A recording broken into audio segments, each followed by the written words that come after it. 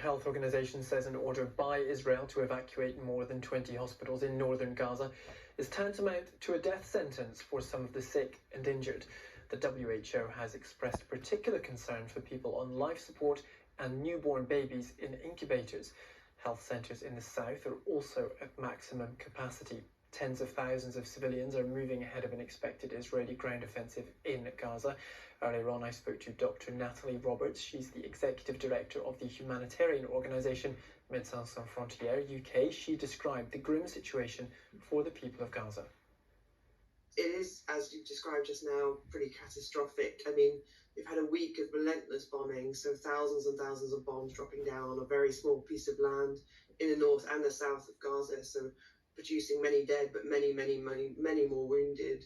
At the same time, with electricity and water having been cut off now a week ago, we're getting to the point where really there is no access to clean water and no electricity to continue running the medical facilities anyway.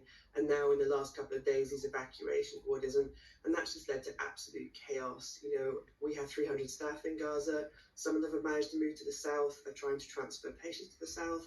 Some of them have no choice but to stay behind in the north and try and continue to run medical care in the north. Either way, they're describing utter chaos and a sense of despair.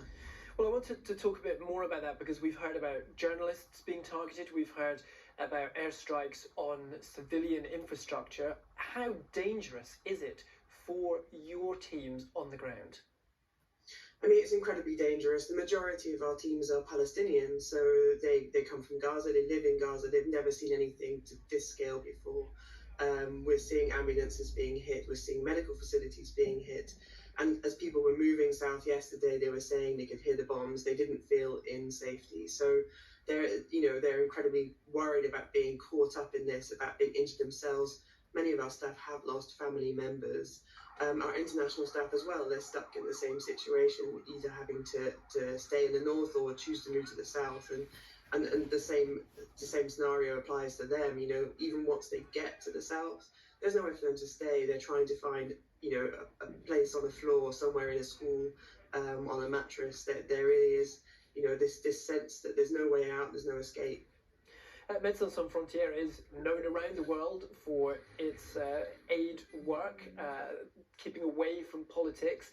How easy is it for your teams to operate around some of these border crossings, like close to Egypt, where the authorities there have shut things down? I mean, yes, we're very used to working in war zones. We're very used to negotiating our way into war zones and to get our supplies in, to get our staff in. And currently, at the moment, the only border crossing, the Rafah border crossing, is closed to us as it's closed to everybody else. So we can't get supplies in, we can't get staff in, we can't get our staff out. So, we're facing the same situation as everybody else at the moment, despite the fact we've been working in Gaza for such a long period of time. For the people who are fleeing, heading for that border crossing, the Rafah crossing, what kind of support do they need?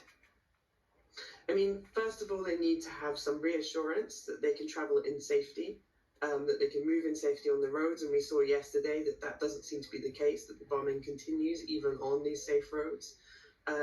We need them to be reassured that once they get to the crossing, they will be allowed to cross in safety, that they'll be met with some sort of welcome and with humanitarian aid if they manage to enter Egypt, for example. And also a reassurance that people can return home. I think there's a lot of concern that people don't want to leave their homes, and they particularly don't want to leave Gaza, knowing that they might never be able to go back. So obviously, the reassurance of safety and the reassurance of, you should be able to go home. At the same time, if people have chosen to stay at home and people have chosen to stay working in the hospitals in Gaza City, for example, they're terrified that now that means that they're labelled as a target. And there needs to be reassurance that hospitals will still be protected, that medical care will still be protected, even if people have stayed in the north of Gaza.